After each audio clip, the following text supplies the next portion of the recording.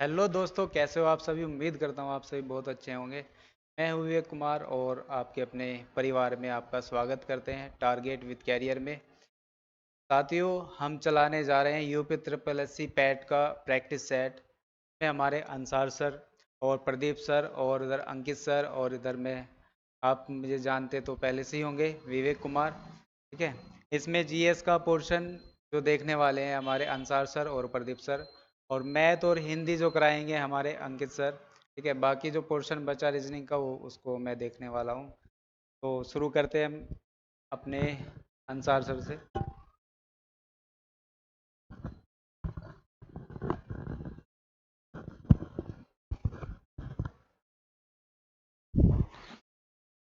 Hello, ये आपको मालूम हो गया होगा। तो हम ये UP triple S C PET का प्रैक्टिस सेट नंबर 1 है, जिसमें हम पहले जीएस के पोर्शन को कंप्लीट करने वाले हैं। तो बिना किसी देरी के अपने सेशन को स्टार्ट करते हैं। Question number 1। भारत का पहला जीएसटी लागू करने वाला राज्य कौन सा है?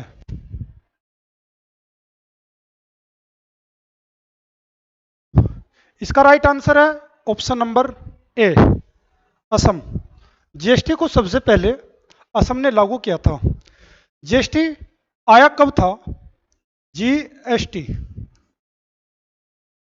जीएसटी की फुल फॉर्म है goods and service tax. GST का उद्देश्य था एक देश और एक कर। जीएसटी को लागू 1 जुलाई 2017 में किया गया था। इसके लिए समिति आई थी।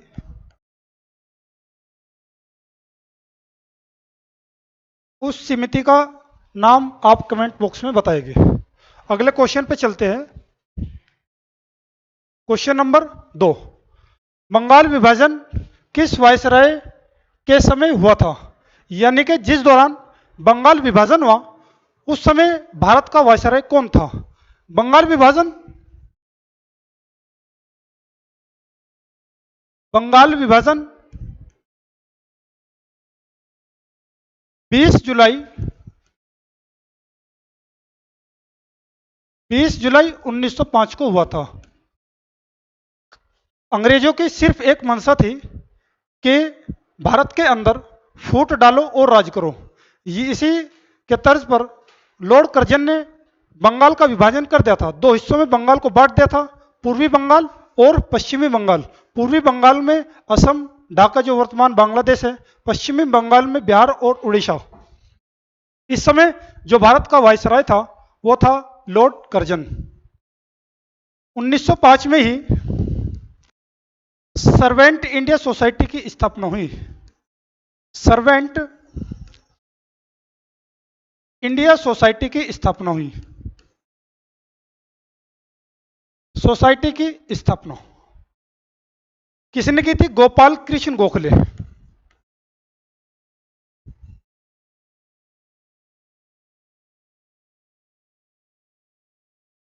गोखले 1905 में ही भारत में स्वदेशी आंदोलन चला था। स्वदेशी आंदोलन चला, यानी विदेशी जो वस्तु थे उनका बहिष्कार किया गया। आगे चलते हैं। क्वेश्चन नंबर 3 है, पहला दिल्ली दरबार कब लगा? दिल्ली दरबार अंग्रेजी शासन को ताजपोशी और उसकी शक्ति को प्रदर्शन करने के लिए दिल्ली दरबार का आयोजन किया जाता था। सबसे पहले दिल्ली दरबार 1877 में लगा। इस समय वायसराय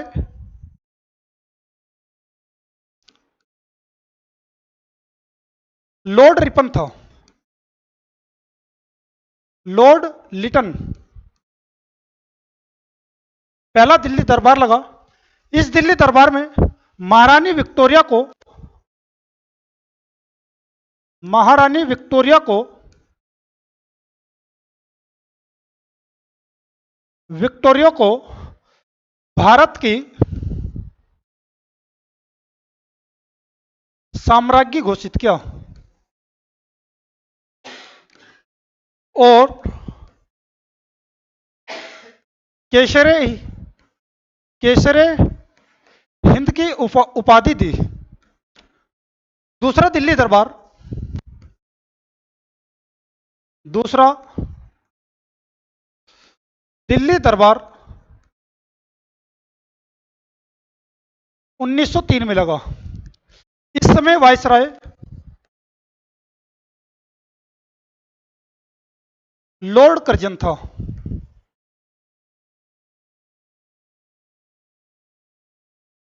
इसमें जॉर्ज एडवर्ड और उनकी पत्नी अलेक्जेंडर के ताजपोशी होनी थी। एडवर्ड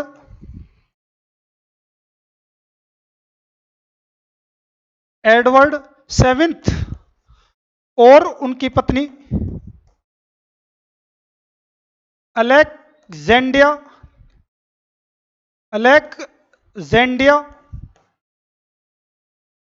के सम्मान में दूसरा दिल्ली दरबार लगाया गया। लेकिन एडवर्ड जनरल सेवेंथ नहीं आए। इन्होंने अपने भाई ड्यूक ड्यूक को भेज दिया था।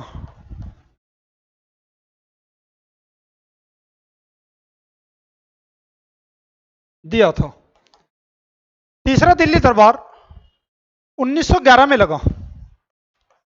तीसरा दिल्ली दरबार 1911 में लगा। इस दौरान वायसराय लॉर्ड होर्डिंग था। इसमें क्या हुआ? तीसरे दिल्ली दरबार में बंगाल विभाजन को रद्द कर दिया गया। बंगाल विभाजन को रद्द और एक घोषणा की गई कि भारत की राजधानी को कोलकाता से दिल्ली स्थानांतरित किया जाए। भारत की राजधानी कोलकाता से दिल्ली ठीक एक साल बाद 1912 में बन गई थी। अगला क्वेश्चन है क्वेश्चन नंबर 4। टिटिका का झील किन दो देशों के बीच स्थित है? इसका राइट आंसर है ऑप्शन नंबर बी। यह पेरू और बोलिविया की सीमा पर स्थित है। पेरू की राजधानी है लिमा। अगला क्वेश्चन है हमारा क्वेश्चन नंबर 5। शार्क की स्थापना कब और कहां हुई थी? शार्क की स्थापना 8 दिसंबर 1985 में ढाका में हुई थी। ढाका में हुई थी। उस समय जिस समय इसकी स्थापना हुई उस समय इसका मुख्यालय ढाका में ही था। वर्तमान में शार्क का मुख्यालय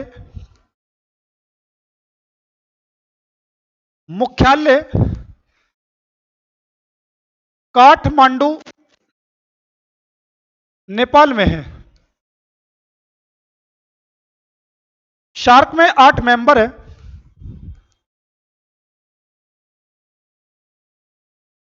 8 मेंबर मालदीव, भूटान, बांग्लादेश,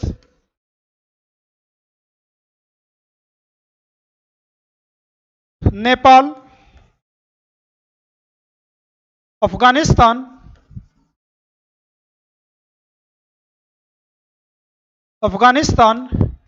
इंडिया, पाकिस्तान,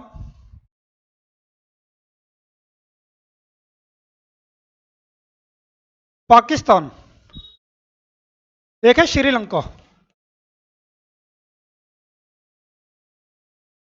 आगे चलते हैं। इसका राइट आंसर है ऑप्शन नंबर बी। आगे चलते हैं क्वेश्चन नंबर 6।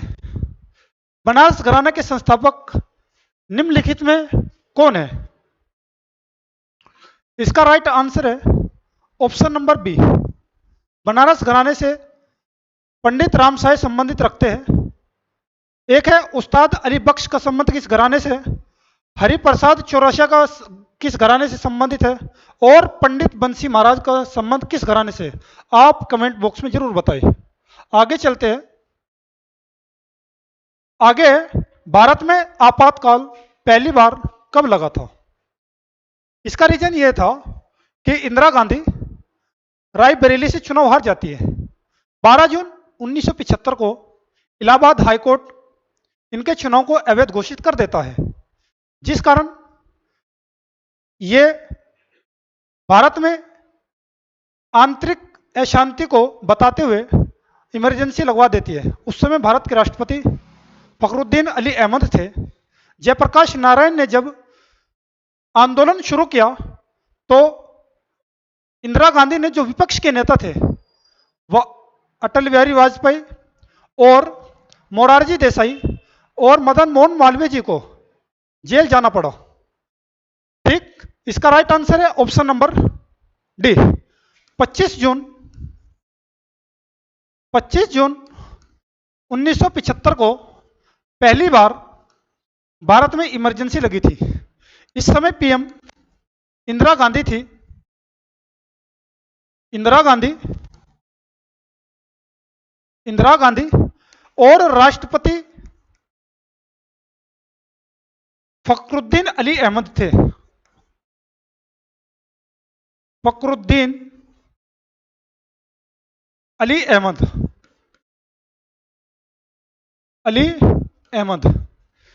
ये इमरजेंसी 21 मार्च 1977 तक चली। इसके बाद इंदिरा गांधी चुनाव हार जाती है और जनता पार्टी की सरकार बन जाती है। पहले जनता पार्टी की जो सरकार बनने के बाद भारत के पहले गैर कांग्रेसी प्राइम मिनिस्टर जो बनते हैं, मोरारजी देसाई बनते हैं। आगे चलते हैं। अगला क्वेश्चन है, योजना आयोग की स्थापना कब हुई। योजना आयोग की स्थापना कब हुई। इसका राइट आंसर है ऑप्शन नंबर बी। 15 मार्च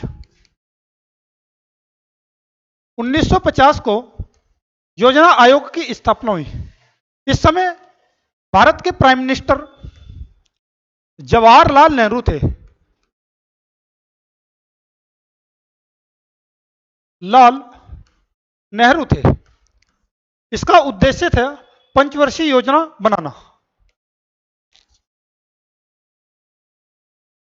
उद्देश्य था पंचवर्षीय योजनाओं का निर्माण। वर्षीय योजनाओं का निर्माण।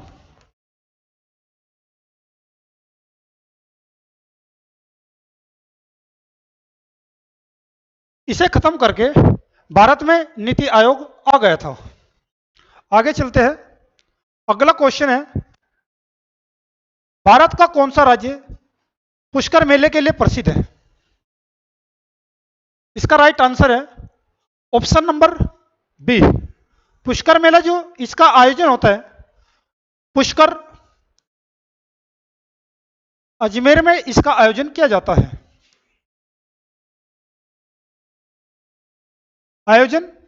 है।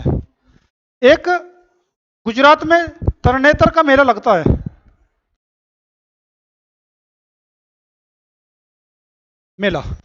अच्छा ये बताओ, सोनपुर का मेला कहां लगता है।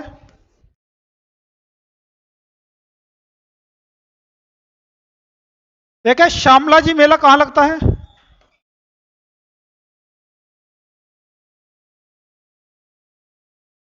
एक है अंबुबाची का मेला कहां लगता है।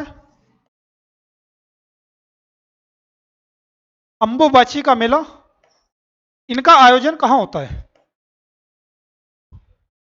सोनपुर का जो मेला लगता है वो लगता है बिहार में, गंगा और गंडक नदी के संगम पर। श्यामला जी मेला भी गुजरात में लगता है। अंबुबाची का मेला असम के कामाख्या माता के मंदिर में इसका आयोजन किया जाता है।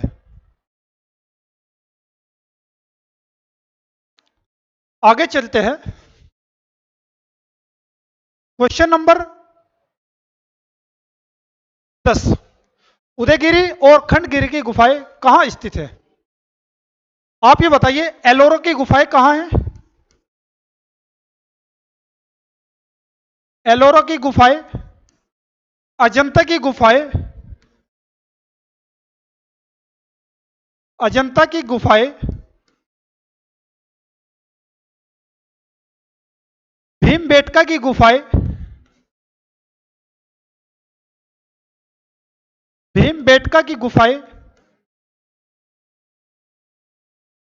ये कहाँ है? हमारा जो राइट आंसर है option number B, Odisha. Ellora की गुफाएं महाराष्ट्र में है, अजंता की गुफाएं भी महाराष्ट्र में है, और भीमबेटका की गुफाएं मध्य प्रदेश में है। आगे चलते हैं, क्वेश्चन नंबर 11। सरोदवादक से कौन प्रसिद्ध कलाकार जुड़े हैं? अच्छा, पंडित शिव कुमार का संबंध संतूर वादक, संतूर वादक, इन्हें संतूर सम्राट भी कहा जाता है। संतूर सम्राट पंडित शिव कुमार शर्मा। उस्ताद अमजद अली खान का संबंध है सरोद वादक। इनके पुत्र है अयान अली खान, अयान अली खान, और अमान अली खान का भी संबंध सरोद से है।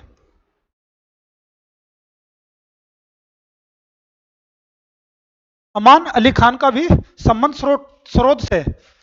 उस्ताद अमजद खान को सरोद सम्राट कहा जाता है।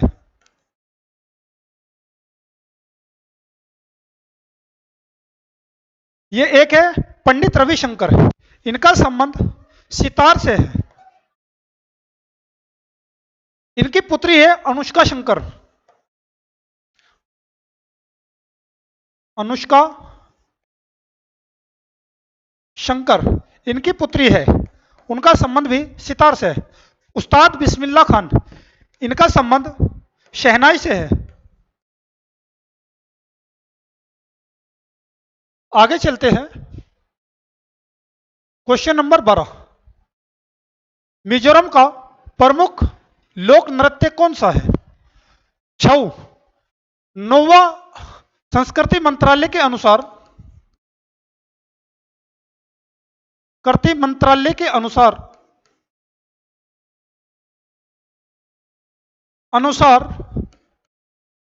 छऊ नोवा शास्त्रीय नृत्य है। शास्त्रीय नृत्य। छऊ 3 प्रकार का होता है। मयूरभंज छऊ ओडिशा के अंदर मनाया जाता है, एक सरायकेला छऊ झारखंड में मनाया जाता है, एक पुरुलिया छऊ जो उसमें पश्चिम बंगाल में मनाया जाता है। इसका राइट आंसर है option number B, bamboo dance, जिसे चेरो नृत्य भी कहा जाता है। कालबेलिया, यह राजस्थान में मनाया जाता है, राजस्थान में मनाया जाता है। गरबा, डांडिया और मोडेरा, यह गुजरात में मनाया जाता है। कालबेलिया से ही गुलाबो सपेरा का संबंध है। गुलाबो सपेरे का संबंध कालबेलिया से ही है। आगे चलते हैं, क्वेश्चन नंबर 13। राजिम कुंभ किस राज्य में से संबंधित है? कुंभ जो लगता है 4 स्थानों पर लगता है। इसकी मैं आपको एक आज बेस्ट ट्रिक बताता हूं। इसकी ट्रिक है कुंभ की, पर हरि नौ,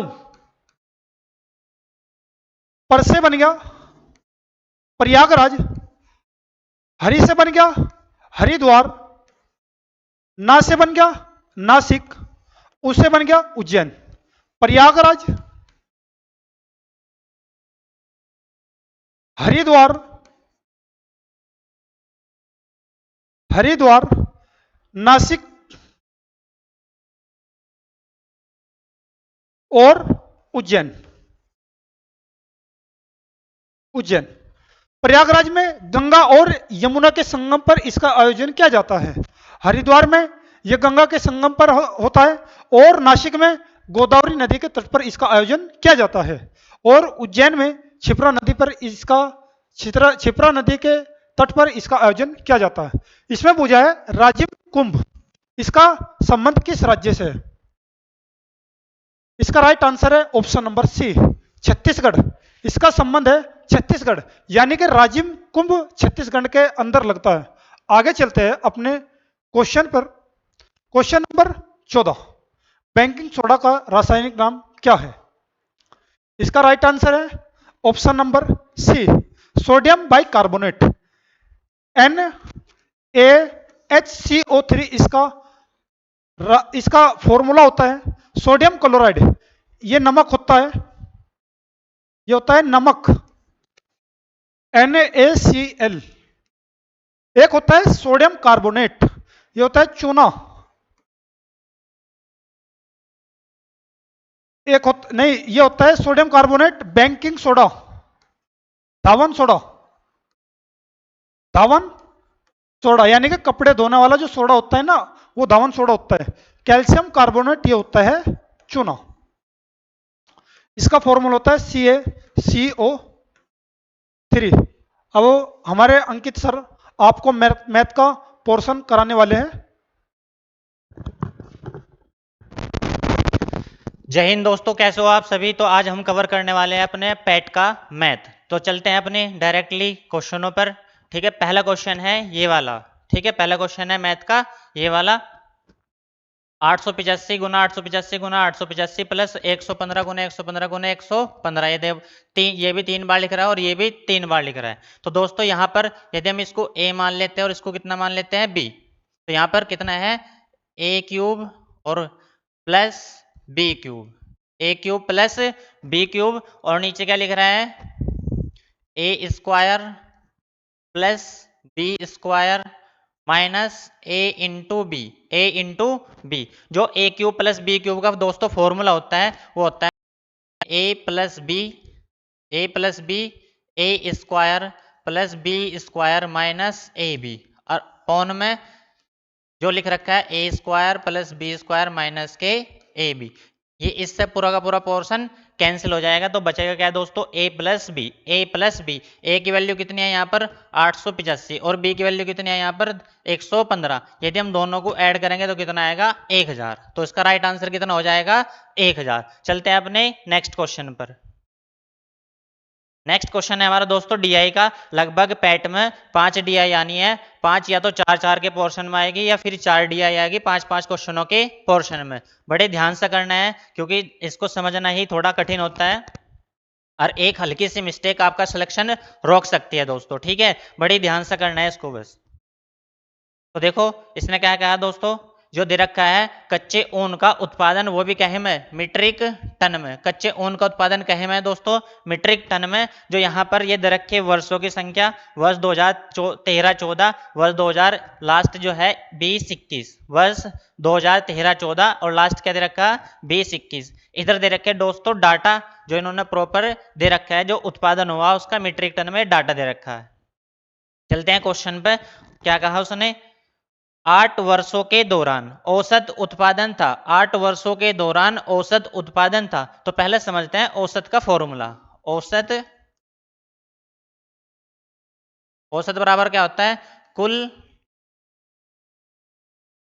पदों का योग, कुल पदों का योग बटे कुल पद, कुल पदों का योग बटे कुल पद। तो कुल पदों का योग निकालते हैं दोस्तों। पहले कुल पदों का योग कितना है, देखो सभी के अपने जोड़ने की अलग अलग ट्रिक होती है। ठीक है, जैसे मैं बता रहा हूँ आप सभी को ऐसे ही जोड़ना है। जैसे ये दाएं वाला अंक उठा लिया, 5 और 5 10, 5 15 और 6 21, 15 6 21 और 7 28 और 5 28 5 33 और 6 39, 39 और 7 46। तो टोटल 2.5 अंक है तो 46 लिखना है और 1 0 लगा देनी है। 460 तो ये हो गए। फिर इसका इकाई अंक उठा लेना है, 6 और 1 7 और 3 10, 5 15 और 6 21, 21 8 29 और 8 37 और 3 40, 40 ये हो गए दोस्तों। तो कुल मिलाकर कितने हो गए 500। कुल मिलाकर कितने हो गए 500। तो ये क्या है, कुल पदों का योग कितना है दोस्तों, ये कुल पदों का योग है कितने, ये कितने वर्ष है यहाँ पर 8 वर्ष। तो टोटल कुल पद कितने हो गए 8। यदि आप इसको भाग लगाओगे 8 छंग 48, बचे कितने 2, 8 दूनी 16 और बचे कितने 4, पॉइंट लगाई 0 बढ़ाई, ये हो गए 8 पंजे 40। तो कितना आ गया 62.5। एवरेज कितना है 8 वर्ष का 62.5 मीट्रिक टन। चलते हैं दोस्तों अगले क्वेश्चन पर। अगला क्वेश्चन इसी डीआई से संबंधित है। पहले 4 वर्षों के उत्पादन की तुलना में, पहले 4 वर्षों के उत्पादन की तुलना में, स्टार्टिंग के 4 वर्ष लेने हैं दोस्तों, कितने लेने हैं स्टार्टिंग के 4 वर्ष लेने हैं, में अंतिम 4 वर्षों में कच्चे ऊन का उत्पादन प्रतिशत बढ़ गया। अंतिम 4 वर्षों में जो कच्चे ऊन का उत्पादन है वो कितने प्रतिशत बढ़ गया उसके बारे में हमें बताना है। तो पहले 4 वर्षों का उत्पादन देख लेते हैं कितना है। 5 और 5 10, 5 15 और 6 21, कितना हो गया टोटल 210। 6 और 1 7 और 3 10 और 5 15, कितना हो गया दोस्तों 15। कितना 6 और 1 7, 7 3 10 और 5 15, 210 और 15 कितने हो गए 225। कितने हो गए टोटल 225। ये शुरू के 4 वर्षों का उत्पादन है, शुरू के 4 वर्षों का उत्पादन है। उसके बाद अंतिम 4 वर्षों का उत्पादन लेते हैं। 7 और 5 12 और 6 18 और 7 25। 18 7 कितने हो गए दोस्तों 25, मतलब 250। 25 मतलब 250। 6 और 8, 8 6 14, 14 और 8 14 8 22, 22 और 3 25, 22 और 3 25, कुल मिलाकर कितने हो गए 275। कितने हो गए 275। दोस्तों बताना है कि 225 225 275, 225 से 275 कितना बढ़ा है, 225 से 275 कितना बढ़ा है टोटल 50 बढ़ा है। कितना बढ़ा है 50। और कितने पर, क्योंकि प्रतिशत पूछ रहा है, कितने पर 225 पर। कितने पर दोस्तों 225 पर। प्रतिशत में बदलने के लिए गुना 100, प्रतिशत में बदलने के लिए गुना 100। 25 दूनी 50, 25 निम्मा 225। यदि आप 200 को 9 से भाग लगाएंगे तो कितना आएगा 2, मतलब 200 को आप 9 से भाग लगाएंगे तो 2 निम 9 दूनी 18, या ऐसे पढ़ सकते हो अपोजिशन में 9 दूनी 18, कितना बचा 2, 2 निम, या 2 निम पढ़ लो या 9 दूनी 18 पढ़ लो, ठीक है। तो कितना आ जाएगा 22.22, 22.22। कितना आ जाएगा इसका आंसर। जो शुरू के 4 वर्ष थे दोस्तों और अंतिम 4 वर्ष थे उसमें कितने का वृद्धि हुई 22.22 की वृद्धि हुई। कितने की वृद्धि हुई दोस्तों 22.22 की। चलते हैं नेक्स्ट क्वेश्चन पर। उत्पादन में पिछले वर्ष की तुलना में अधिकतम प्रतिशत घटत किस वर्ष रही है। उत्पादन में पिछले वर्ष की तुलना में, उत्पादन में पिछले वर्ष की तुलना में अधिकतम प्रतिशत घटत किस वर्ष रही है। तो घटना देखना है दोस्तों कहां से घट रही है। 56 से कितना हो गया 51, कितनी घटी 5। फिर यहाँ क्या हुई वृद्धि, छोड़ दो, क्या हुई वृद्धि, छोड़ दो। यहाँ क्या हुई वृद्धि, छोड़ दो। यहाँ क्या हुई कमी, तो कमी कितनी हो गई हो रखी। फिर यहाँ क्या हुई वृद्धि, छोड़ दो, वृद्धि छोड़ दो। यहाँ देख लो कितने की कमी हुई 76 पे कितना गया ये 58। तो कितने की वृद्धि हुई, सॉरी कमी हुई दोस्तों, कितने की कमी हुई 18 की। कितने की कमी हुई 18 की। और यहाँ कमी कितनी है 5 की। तो सर्वाधिक जो कमी हो रखी है वो किस हो रखी है वर्ष 2018 और 19 में, वर्ष 2018 और 19 में। तो राइट आंसर क्या हो जाएगा वर्ष 2018 और 19। चलते हैं नेक्स्ट क्वेश्चन की ओर। कच्चे ऊन के उत्पादन में अधिकतम वृद्धि का वर्ष था। कच्चे ऊन के उत्पादन में अधिकतम वृद्धि का वर्ष था। तो यहां पर क्या हुई दोस्तों, यहां पर तो कमी हो रखी, छोड़ देना है। यहाँ कितने की वृद्धि हुई 2 की। यहाँ कितने की वृद्धि हुई 53 से 65 जाने के लिए 12 की। 65 से 76 जाने के लिए कितने की 11 की। और यहाँ पर कमी हो रखी, छोड़ देना है। वृद्धि हुई कितने की 10 की। यहाँ पर कितने की वृद्धि हुई 5 की। तो सर्वाधिक वृद्धि कहाँ से कहाँ तक हुई, ये हुई अपनी वर्ष 2015-16 से वर्ष 2016-17 के बीच। कितने की वृद्धि हुई 12 की। तो कौन सा वर्ष लेना है 16 और 17, 16 और 17। तो सी इज द राइट आंसर। चलते हैं दोस्तों नेक्स्ट क्वेश्चन की ओर। वर्ष 2014-15 में कच्चे ऊन का उत्पादन, वर्ष 2014-15 में कच्चे ऊन का उत्पादन। तो वर्ष 2014-15 में कच्चे ऊन का उत्पादन कितना हुआ था दोस्तों? 14-15 में कच्चे ऊन का उत्पादन कितना है यहाँ पर? 51। कितना है? 51। और वर्ष 2019-20 के उत्पादन का था कितने, वो क्या था ये बताना है कितना था। तो वर्ष 19-20 का, 19-20 कितना है दोस्तों? 68। तो ये 51 जो है वो 68 का कितना था? कितना था दोस्तों? बता देना है। 17×51, 17 चौका 68, 17×51, 17 चौका 68। तो कितना है? 3/4। ए इज द राइट आंसर। चलते हैं नेक्स्ट क्वेश्चन की ओर।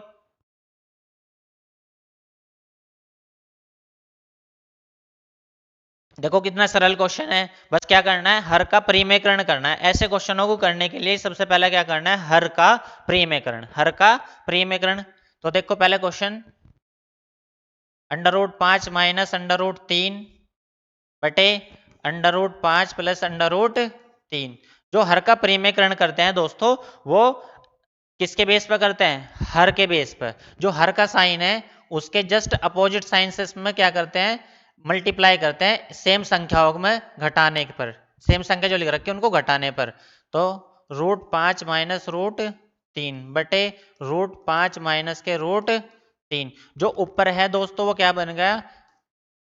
a माइनस बी का होल स्क्वायर। और जो नीचे है दोस्तों वो क्या बन गया? a² माइनस बी स्क्वायर, जो कि फॉर्मूला होता है a प्लस बी और a माइनस बी। तो ऊपर बनना है a माइनस बी का होल स्क्वायर और नीचे बनना है a² माइनस बी स्क्वायर का फॉर्मूला। तो जो a² माइनस बी स्क्वायर का फॉर्मूला है ऊपर देखते हैं दोस्तों, जो कितना बन जाएगा, इसको आप ओपन करने लगे, a माइनस बी का होल स्क्वायर।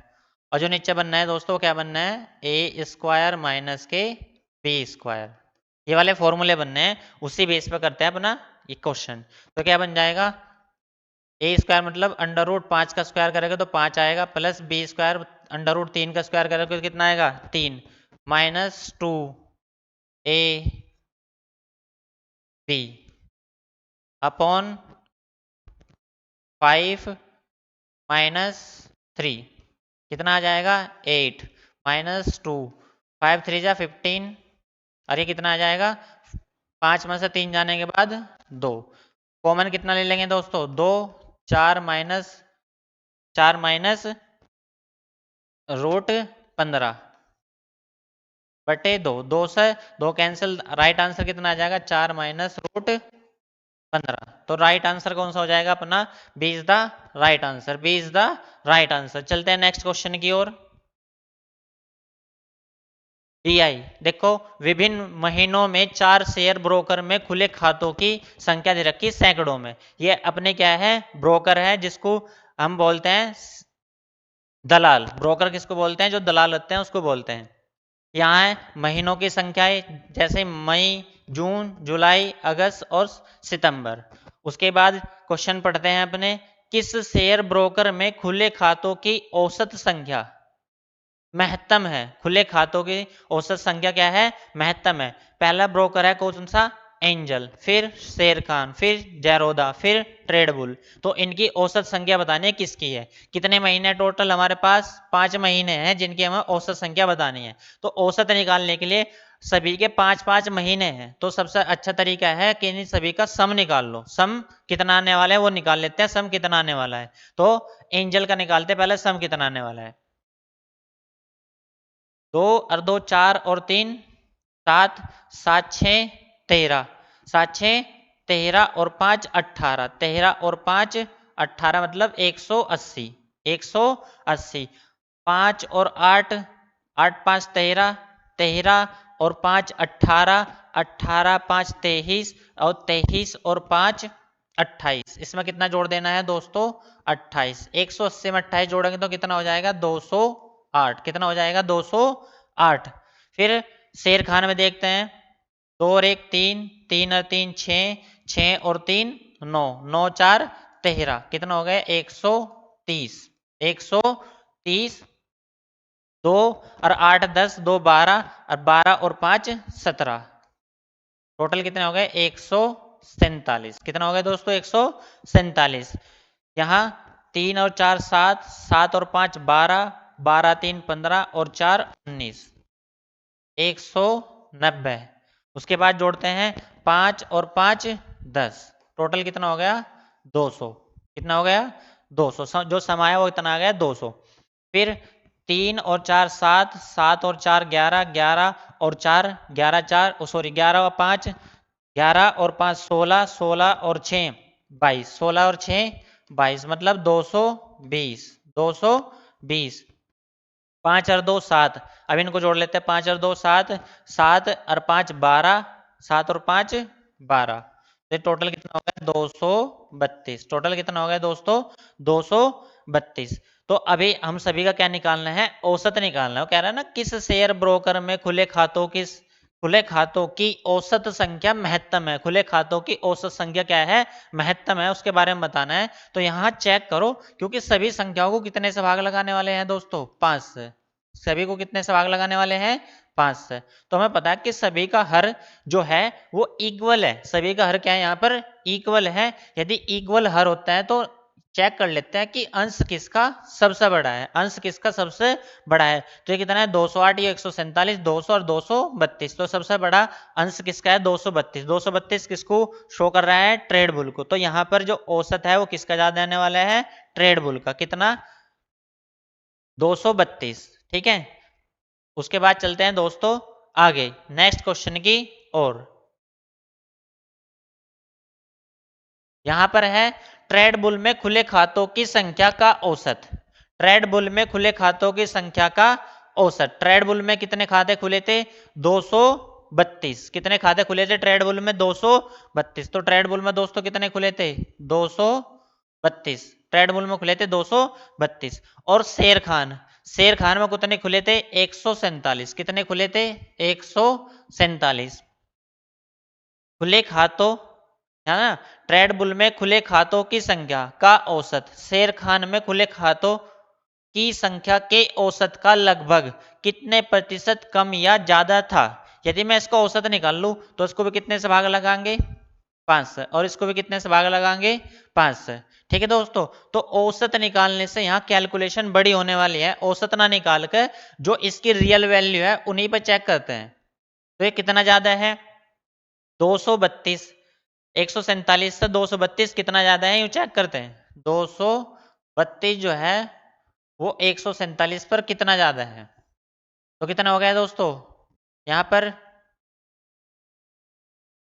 कितना ज्यादा है? 85। कितना ज्यादा है? 85। कितने पर? 147 पर। प्रतिशत में बदलना है तो गुना 100। प्रतिशत में बदलना है तो गुना 100। तो कितना करना है यहाँ पर? 8500 को 147 से भाग लगानी है। लगभग लगभग यहाँ 14 का टेबल है, 85 पे पढ़ो। 14 पंजे 70, लगभग कितनी बार चल रहा है? 14 पंजे 70। इसकी गुना करो। 5 सते 35 का 5 का हासिल लग गए 3, 5 चौक 20 और 3 23, हासिल लग गई 2, 5 एकम 5 और 2 7, 5 और 2 7। यहाँ पर घटता है 5। यहाँ कितना बचा? 4 में से 3 गया 1 और यहाँ पर 1, आगे उतार ली 0। यहाँ फिर 14 का टेबल पढ़ते हैं। 14 लगभग कितनी बार चल जाएगा? 7 बार। 14 सते 98। तो ये लगभग कितना आ रहा है? अब चलते हैं इसके ऑप्शन पर। ठीक है। ऑप्शन कितना है? यहाँ 50.69 है, यहाँ पर मतलब 60 है, और यहाँ पर 45.90 है, और यहाँ पर 57.82 है। 57.82 है। तो किसको शो कर रहा है? 57.82 को। ठीक है। तो इसका राइट आंसर क्या हो जाएगा दोस्तों? 57.82। चलते हैं नेक्स्ट क्वेश्चन पर अपने। निम्नलिखित में से किस महीने में खुले खातों की संख्या? निम्नलिखित में से किस महीने में खुले खातों की संख्या की औसत महत्तम है? किस महीने में संख्या जो खाते खुले हैं, जो किस महीने में जो खाते खुले हैं वे महत्तम है, उसके बारे में बताना है। तो यहाँ पर मई के ये रहे, जून, जुलाई, अगस्त, सितंबर, ये सारे के सारे औसत संख्या बतानी है किसकी ज्यादा है। यदि आप इन सभी को जोड़ोगे तो उसके बाद उसको सभी को कितने से भाग लगाना है, 4 से। तो उससे बचने के लिए क्या करें, कि सभी को 4 से भाग लगाना है। कितने से भाग लगाना है, 4 से। तो 4 से भाग लगाने वाला है तो फिर चेक करो कि जो अंश बड़ा है वही क्या होगी, संख्या अपने आप में औसत भी बड़ा आने वाला है। तो यहाँ पर जोड़ते हैं इसको, 2 और 2 4 और 3 7 और 3 10, मतलब पूरे हो गए 100। 5 और 2 7 और 5 12, तो कितने हो गए 112। कितने हो गए दोस्तों 112। 2 और 1 3, 3 और 4 7, 7 और 4 11, 110। तो ये हो गए 8 और 8 16, 16 5 21, 21 और 2 23, 21 और 2 23। तो टोटल ये कितने हो गए 133। कितने हो गए दोस्तों 133। यहाँ पर जोड़ते हैं 3 और 3 6, 6 5 11, 11 4 15, 11 4 15, 150 तो ये हो गए। 5 और 2 7 और 5 12, ये हो गए। तो कितने हो गए 162। इनका सम कितना आया 162। इस पर चलते हैं 6 और 3 9, 9 और 3 9 3 12 5 17, 170। 170 और 10 और जोड़ेंगे तो कितना हो जाएगा 180। यहाँ पर 5 और 4 9, 9 4 13, 13 और 6 19, 190 तो ये, और 10 और हो गए तो टोटल कितने हो गए 200।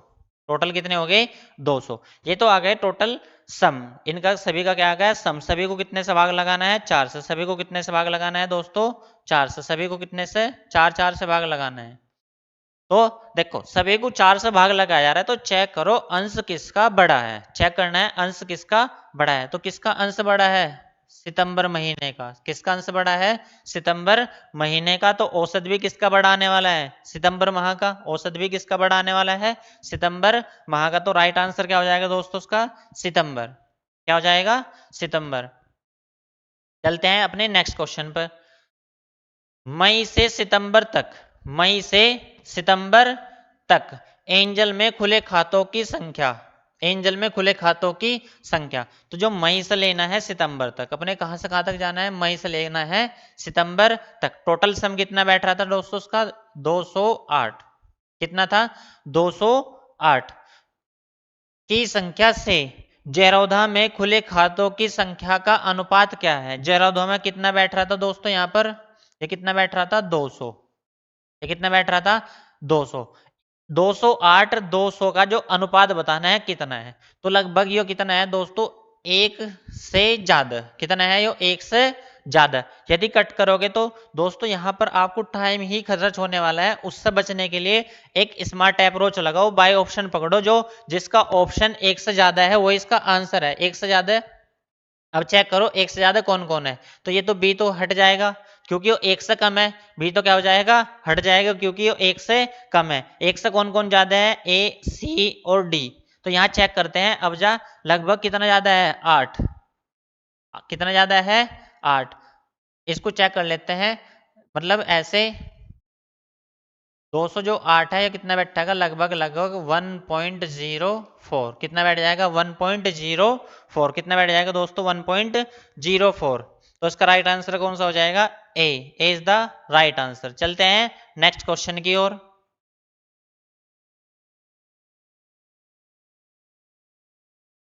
18 कैरेट सोने में खरे सोने का प्रतिशत है। 18 कैरेट सोने में खरे सोने का प्रतिशत है, यूं बताना है 18 कैरेट। तो जो सोना खरा सोना होता है दोस्तों वो कितने कैरेट का होता है, 24 कैरेट का। कितने कैरेट का, 24 कैरेट का। और यूं बताना है 18 कैरेट सोने में कितना सोना होगा, यूं बताना है। तो 18 कैरेट 18 बटे टोटल हो गया 24 गुना 100, गुना 100। तो ये क्या में बदल जाएगा अपना, 18 कैरेट सोने का प्रतिशत आ जाएगा। 18 कैरेट सोने का क्या आ जाएगा, प्रतिशत आ जाएगा। काट लेते हैं 6 से, 6 18, 6 चौक 24, 4 से कटेंगे 25 बार और 25 की 3 से गुनाएंगे तो 25 तिया 75। B is the right answer, B is the right answer. चलते हैं अपने नेक्स्ट क्वेश्चन की ओर। टीआई देखो चेक करते हैं इसमें। ग्राफ में एक परीक्षा में 7 छात्रों के इतिहास और भूगोल, ग्राफ में 7 परीक्षाओं में जो छात्र हैं उनके इतिहास और भूगोल के अंकों का अनुपात दर्शाया गया है। जो ये अनुपात दर्शाया जा रखा है दोस्तों, ये इतिहास और भूगोल के अंकों का अनुपात है। तो यहाँ पर ये क्या है, इतिहास और भूगोल, मतलब अपनी इतिहास हिस्ट्री है और ज्योग्राफी है, उसका अनुपात दर्शा रखा है। तो इसको पहले सोल्व करते हैं दोस्तों। ये कितना आ जाएगा, 65/100, मतलब यदि इतिहास में 65 अंक है तो ज्योग्राफी में कितने हैं वहां पर 100। यदि इसको देखते हैं तो कितना आ जाएगा 85/100, मतलब यदि इतिहास में 85 अंक है तो ज्योग्राफी में कितने अंक है 100। ज्योग्राफी में कितने अंक है 100। यदि इसको सोल्व करते हैं तो दोस्तों ये कितना आ जाएगा 35/100। यदि इतिहास में 35 अंक है तो ज्योग्राफी में कितने आ जाएंगे 100। यहाँ पर इसको सोल्व करते हैं तो कितना आ जाएगा 125/100। 125 यहाँ पर इसको सोल्व करते हैं तो कितना आ जाएगा 140/100। तो यहाँ पर ये सभी के सभी इसका एक अनुपात दे रखा है। चलते हैं क्वेश्चन पे। कितने छात्रों ने भूगोल की अपेक्षा इतिहास में ज्यादा अंक अर्जित किए हैं? इतिहास में ज्यादा अंक अर्जित किए हैं, मतलब हिस्ट्री ऊपर वाले हैं, तो वो फ्रैक्शन चेक कर लेते हैं दोस्तों। वो फ्रैक्शन चेक कर लेते हैं दोस्तों जिसका मान 1 से ज्यादा होने वाला है, जिसका मान 1 से ज्यादा होने वाला है। तो ये कितना है दोस्तों 1 से कम, ये भी 1 से कम 0.85 है, ये भी 1 से कम, और ये 1 से ज्यादा है। एक तो ये हुआ, ये भी 1 से ज्यादा है, 2 ये कम है छोड़ देना है, और एक ये ज्यादा है। तो ऐसे कितने छात्र हैं जिन्होंने इतिहास में ज्यादा अंक अर्जित किए हैं, भूगोल की अपेक्षा इतिहास में ज्यादा अंक अर्जित किया है? तो कितने छात्र हैं दोस्तों वहां पर 3 छात्र। कितने हैं 3। चलते हैं अपने नेक्स्ट क्वेश्चन की ओर। निम्न में से किन छात्रों को भूगोल की अपेक्षा इतिहास में कम अंक मिले? भूगोल की अपेक्षा इतिहास में कम अंक मिले उसको बताना है। तो यहां पर वे चेक करने जिनको ज्योग्राफी में कम अंक मिले हैं। किसके अकॉर्डिंग? ज्योग्राफी में ज्यादा अंक मिले हैं इतिहास के अकॉर्डिंग, क्योंकि यहां दे रखा ना भूगोल की अपेक्षा इतिहास में कम अंक मिले। इतिहास में कम अंक तो ज्योग्राफी में ज्यादा होंगे। तो ज्योग्राफी में किस किस में ज्यादा है चेक करते हैं। यहाँ 65 यदि इतिहास में है तो 100 ज्योग्राफी में है अपने, 85 इतिहास में तो 100 किस में हो जाएंगे ज्योग्राफी में, 35 इतिहास में तो 100 किस में है ज्योग्राफी में। तो ये तो ज्यादा इतिहास वाला है, और ये वाला भी 95 यदि इतिहास में है तो 100 किस में हो जाएंगे ज्योग्राफी में। तो ऐसे कितने छात्र हैं हमारे पास 4। एक तो 1 2 4 1 2 3 और अपना छठा नंबर का 1 2 3 और अपना छठे नंबर का। तो बी क्या हो जाएगा इसका राइट आंसर। 1 2 3 और 6 छात्र नंबर जो है वे क्या है भूगोल की अपेक्षा इतिहास में कम अंक लाए हैं। भूगोल की अपेक्षा इतिहास में क्या लाए हैं कम अंक। चलते हैं अपने नेक्स्ट क्वेश्चन की ओर। भूगोल में छात्र 3 से 4 के मध्य अंक की प्रतिशत बढ़त है। 3 से 4 के मध्य अंक की प्रतिशत बढ़त है, वो भी किस में भूगोल में। भूगोल में बताना है। तो यहां से दोस्तों जो दे रखा है ये अनुपात दे रखा है। किस किस का अनुपात दे रखा है हिस्ट्री एंड ज्योग्राफी का। हिस्ट्री एंड ज्योग्राफी का यदि इसमें हिस्ट्री में 1.25 है, पॉइंट हटाएंगे तो कितना आ जाएगा बटे 100। मतलब हिस्ट्री में यदि 125 अंक प्राप्त कर रहा है तो ज्योग्राफी में कितना 100। ज्योग्राफी में कितना 100। अब यहाँ ये तो है 2000 छात्र नंबर 4 का, और ये वाला कौन है अपना छात्र नंबर 3। ये कितना है 35/100।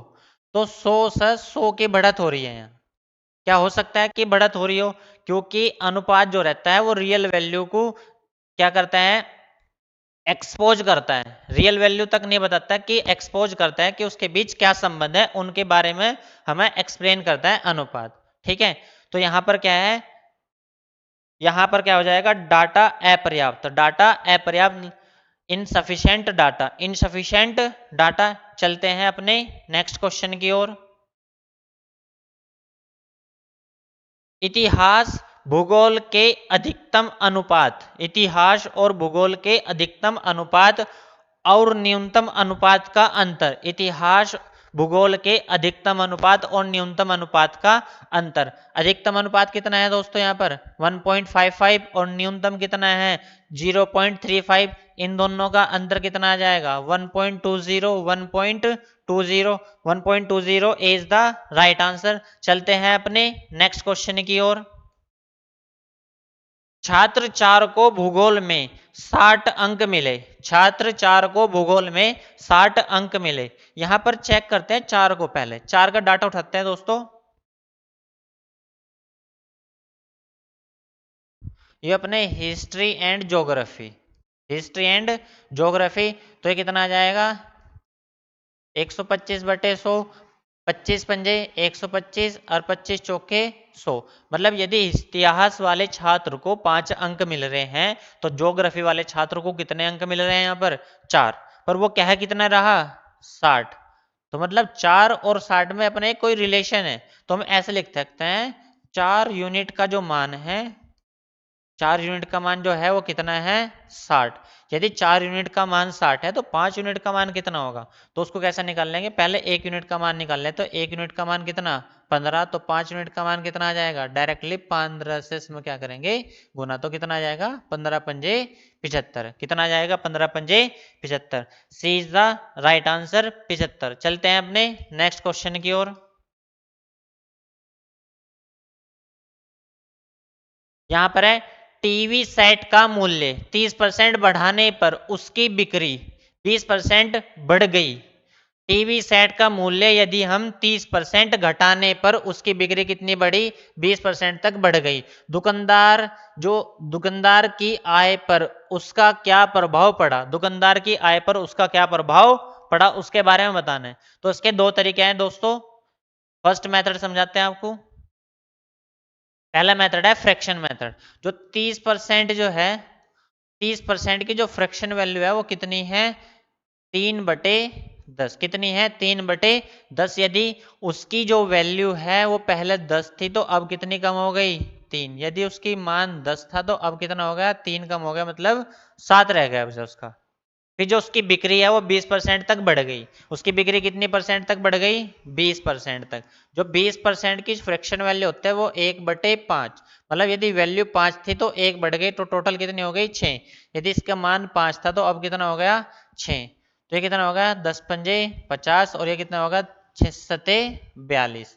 50 पर 42 कितनी पर, मतलब कितना कम हो रहा है, कितना कम हो रहा है, कितना कम हो रहा है 8। कितने पर 50 पर गुना 100। 8 दूनी 16% की कमी। कितनी कमी आ गई दोस्तों 16% की कमी घटी। मतलब 16% क्या हो गई वो घट गई। चलते हैं नेक्स्ट क्वेश्चन की ओर। 5 सेल्समैन द्वारा अर्जित वार्षिक कमीशन। 5 सेल्समैन है उनके द्वारा जो अर्जित किया गया कमीशन है उसके बारे में एक ये अपना डाटा दे रखा है। ठीक है, यहाँ सेल्समैन के नाम है ABCDE और यहाँ है 5 वर्ष, 5 नहीं 6 वर्ष। सन 2015, सन 2016, 17, 18, 19, 20। वर्ष 2019 में सेल्समैन डी द्वारा अर्जित कमीशन। वर्ष 2019 में किसके द्वारा डी के द्वारा। तो डी अपना कहाँ है ये रहा और 19 का सन कौन सा है ये रहा, मतलब 29,800। कितना है दोस्तों 29,800। ये किसके द्वारा अर्जित किया गया डी के द्वारा। ए द्वारा अर्जित कमीशन का लगभग कितना प्रतिशत है। ए द्वारा अर्जित किए गए कमीशन का लगभग कितने प्रतिशत है। ए द्वारा कितना अर्जित किया, कितना 24,600। तो लगभग कितने प्रतिशत है, प्रतिशत में कन्वर्ट करने के लिए गुना 100। प्रतिशत में कन्वर्ट करने के लिए गुना 100। यदि आप इसको प्रतिशत में कन्वर्ट करोगे तो यहाँ ये कितना है 24,600 से 29,800 है। मतलब 24,000 ये क्या है पूरा का पूरा 100% से भी क्या हो रहा है ज़्यादा हो रहा है। 100% से भी क्या हो रहा है ज़्यादा हो रहा है। तो बाय ऑप्शन चले जाते हैं कि 100% से ज़्यादा कौन सा ऑप्शन है। यहाँ पर 21, 52, 18 एक ऑप्शन है, इनमें से कोई नहीं, क्योंकि ये 21 नहीं हो सकता क्योंकि 100% से ज़्यादा है, ये नहीं हो सकता और ये भी नहीं हो सकता। तो कौन सा आंसर आ जाएगा? इनमें से कोई भी नहीं। चलते हैं अपने नेक्स्ट क्वेश्चन की ओर। किस वर्ष में सेल्समैन सी द्वारा मतलब सी की बात चल रही है, किस वर्ष में अर्जित कमीशन पिछले वर्ष की तुलना में अधिकतम वृद्धि दर्शाता है? सी के द्वारा जो अधिकतम वृद्धि दर्शाता है, मतलब इन सभी का क्या निकालना है? आपस में अंतर निकालना है। इन सभी का क्या निकालना है? सी द्वारा आपस में अंतर।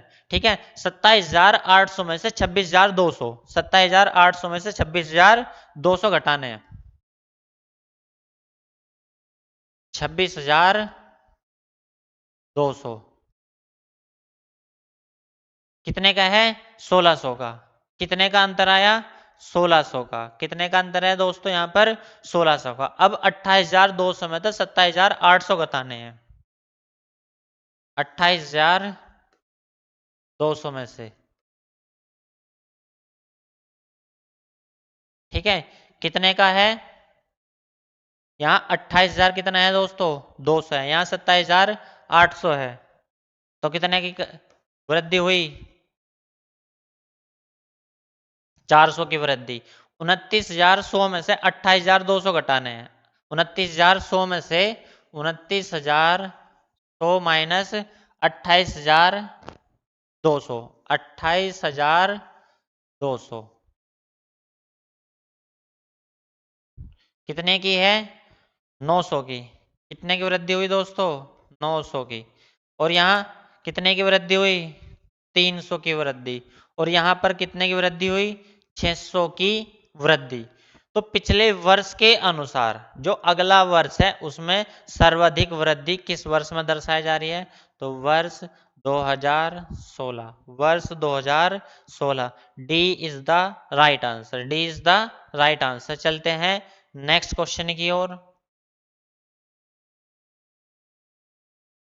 किस सेल्समैन का वर्ष 2018 में, किस सेल्समैन का वर्ष 2018 में कमीशन 2015 की तुलना में उच्चतम वृद्धि को दर्शाता है? किस सेल्समैन का जो अधिकतम जो कमीशन है 15 के अकॉर्डिंग 18 में कौन सा दर्शाता है उसको बताना है। मतलब 18 का डाटा और 15 का डाटा दोनों को माइनस करना है। जिसका अंतर ज्यादा आएगा वो ही क्या होगा? उसका कमीशन ज्यादा शो करेगा। ठीक है, यहाँ 29,200 में थे 27,350 गए। 29,000 ये है 800। 29,800 में से 27,350,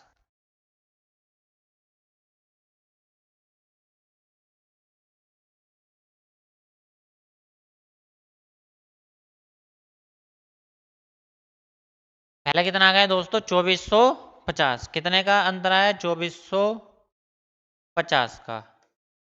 ये तो है अपना ए का। फिर देखते हैं बी का। 28,000 में से 26,850 घटाने हैं। 26,850 घटाने हैं। घटाने का देखो तरीका सबसे अच्छा, पहले इसको 27,000 बना लेते हैं। 27,000 बनाने के लिए कितना डालना पड़ेगा? 150। 150 मतलब 27,000 हो गया। तो फिर कितना हो गया? यहाँ से 28 बनाने के लिए 1,000 हो, 1,000 और 150 कितने हो गए? 1100। 1100, 1150 कितना हो गया दोस्तों? 1150। यहाँ पर 29,100 है ना, ये है 26,200, 26,200। यहाँ पर 26,200 से कहाँ जाना है? 29,100 पर जाना है। तो पहले 800 तो 27 और फिर 2 जोड़ेंगे तो कितने हो गए? कितने हो गए दोस्तों? 2700 और 1 जोड़ेंगे तो 2800। कितने हो गए? 2800। फिर यहाँ देखना 27,850 से, 27,850 से मतलब इसको 27,850 से 3,060 पर जाना है। 30,060 पर जाना है। 27,850 से कितने जाना है? 30,060 पर। तो यहाँ 150 डाल लेंगे तो कितना हो जाएगा? 28,000 और 2,000 यहाँ से। ठीक है, तो कितने हो गए? 2150। 2150 में 60 जोड़े तो 2210। कितना आ जाएगा दोस्तों? 2210। कितना आ गया? 2210। और यहाँ 28,640, 28,640 से 30,000 पर जा रहा है। तो 360 तो यहाँ पर कितना हो जाएगा? 360 60, तो कितने हो गए 29,000, और 30,000 पर जाना है तो 1360, कितना है 1360। तो सर्वाधिक अंतर किस में आ रहा है दोस्तों 2800, कितना है जो किसको शो कर रहा है सी को, C is the right answer, C is the right answer. चलते हैं नेक्स्ट क्वेश्चन की ओर।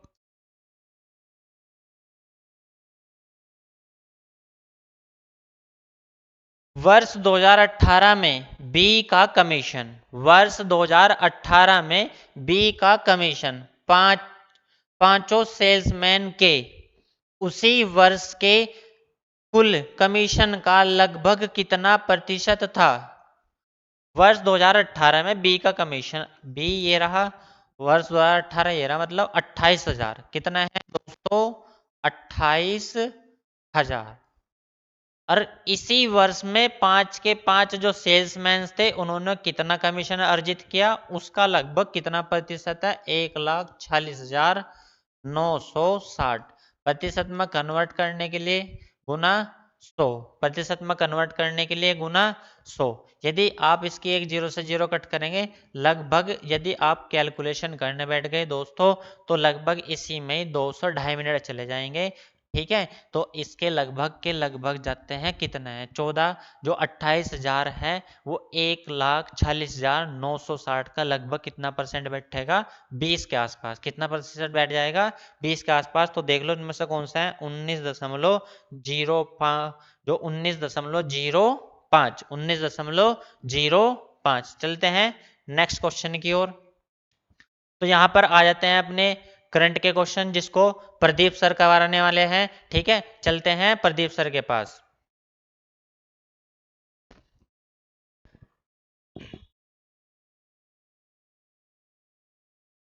गुनाहों का तो हमें पता नहीं हमने किए भी है या नहीं, के गुनाहों का तो हमें पता नहीं हमने किए भी है या नहीं, लेकिन जिंदगी लेकिन जिंदगी सजा बहुत लाजवाब दे रही है। हेलो नमस्कार प्यारे साथियों, मैं प्रदीप कुमार आपका स्वागत करता हूं और आशा करता हूं कि आप बहुत अच्छे होंगे, बहुत शानदार होंगे, आपकी पढ़ाई बहुत ही अच्छी चल रही होगी। चलिए अपनी क्लास की ओर चलते हैं।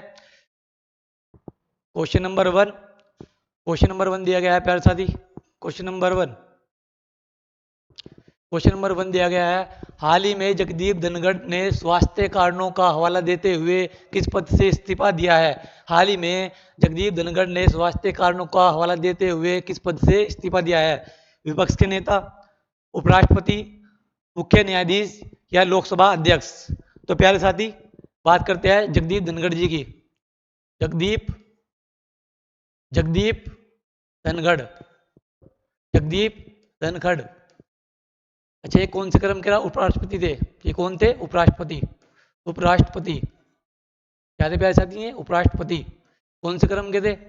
क्रम क्या था इनका? क्रम क्या था प्यारे साथी? क्रम था इनका 14। ये 14वें क्रम के उपराष्ट्रपति थे। अच्छा, ये इनका निर्वाचन कब हुआ था प्यारे साथी? निर्वाचन कब हुआ था इनका? इनका निर्वाचन कब हुआ था प्यारे साथी? इनका निर्वाचन हुआ था 2022 में। कब हुआ था प्यारे साथी? 2022 में। अच्छा, इन्होंने हराया किसको था? हराया, इनके विपक्षी कौन थे? इनके विपक्षी थे मार्गरेट मार्गरेट हलवा।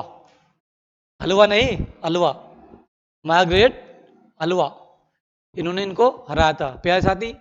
ये अपना इस्तीफा किसको देते हैं? हाल ही में इन्होंने जो इस्तीफा दिया है वह किसे दिया है? इस्तीफा उपराष्ट्रपति इस्तीफा किसको देता है प्यारे साथी? इस्तीफा देता है राष्ट्रपति को। राष्ट्रपति कौन सा आर्टिकल में देता है? कौन सा आर्टिकल में दिया जाता है? जो उपराष्ट्रपति होते हैं वो राष्ट्रपति को जो इस्तीफा देते हैं वो कौन से आर्टिकल में देते हैं? आप मुझे बताएंगे कौन सा आर्टिकल में देते हैं? आर्टिकल कौन सा है प्यारे साथी? आर्टिकल है 67 का क्लोज ए। आर्टिकल कौन सा है प्यारे साथी? 67 का क्लोज ए। अच्छा, आप मुझे बताएंगे भारत के प्रथम उपराष्ट्रपति, भारत के प्रथम उपराष्ट्रपति, भारत के प्रथम उपराष्ट्रपति कौन थे प्यारे साथी? भारत के प्रथम उपराष्ट्रपति थे डॉक्टर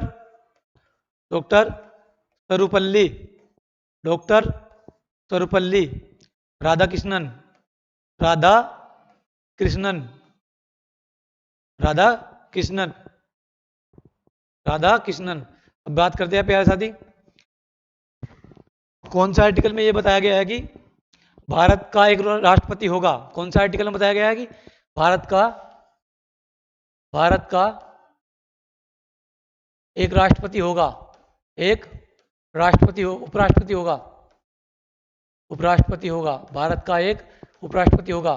कौन से आर्टिकल में बताया गया है? संविधान के कौन से आर्टिकल में है? यह आर्टिकल 63 में, आर्टिकल 63 में। अच्छा, जो भारत का जो उपराष्ट्रपति होगा वह राज्यसभा का पदेन सभापति होगा, ये कौन से आर्टिकल में कहा गया है? जो भारत के राष्ट्रपति होंगे वे राज्यसभा के उपसभापति होंगे, कौन सा आर्टिकल में बताया गया है? तो बताया गया है आर्टिकल 64 में, आर्टिकल 64 में। अच्छा, आप मुझे इनकी शपथ बताएंगे, ये शपथ कौन सा आर्टिकल में लेते हैं? शपथ कौन सा आर्टिकल में लेते हैं? शपथ, उपराष्ट्रपति की शपथ कौन सा आर्टिकल में है प्यारे साथी? उपराष्ट्रपति की शपथ कौन से आर्टिकल में है? आर्टिकल 69। अच्छा, इनकी उम्र कितनी होनी चाहिए जब उपराष्ट्रपति बनाया जाए? उम्र कितनी होनी चाहिए इनकी? उम्र यानी कि एज लिमिट क्या है इनकी? एज लिमिट है प्यारे साथी 35 वर्ष। एज लिमिट क्या है? 35 वर्ष। अब बात करते हैं प्यारे साथी, आपका ऑप्शन बी करेक्ट हो जाएगा, ऑप्शन बी करेक्ट हो जाएगा, उपराष्ट्रपति। बात करते हैं मुख्य न्यायाधीश की। मुख्य न्यायाधीश कौन है वर्तमान में प्यारे साथी? मुख्य न्यायाधीश कौन है वर्तमान में? Justice B R Gavai, justice B R Gavai. अब आप मुझे बताएंगे लोकसभा अध्यक्ष, ऑप्शन 4 दे रखा है इसमें, लोकसभा अध्यक्ष। वर्तमान में लोकसभा अध्यक्ष कौन है? वर्तमान में लोकसभा अध्यक्ष वर्तमान में कौन है प्यारे साथी? ओम बिड़ला। कौन है प्यारे साथी? ओम बिड़ला। ओम बिड़ला जी है, ओम बिड़ला जी। अच्छा, इनकी जो सीट है ये कौन सी सीट से सांसद है?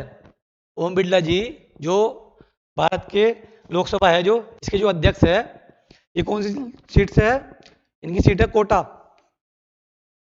आप पढ़ दिए राजस्थान, ये राजस्थान की कोटा सीट से सांसद है।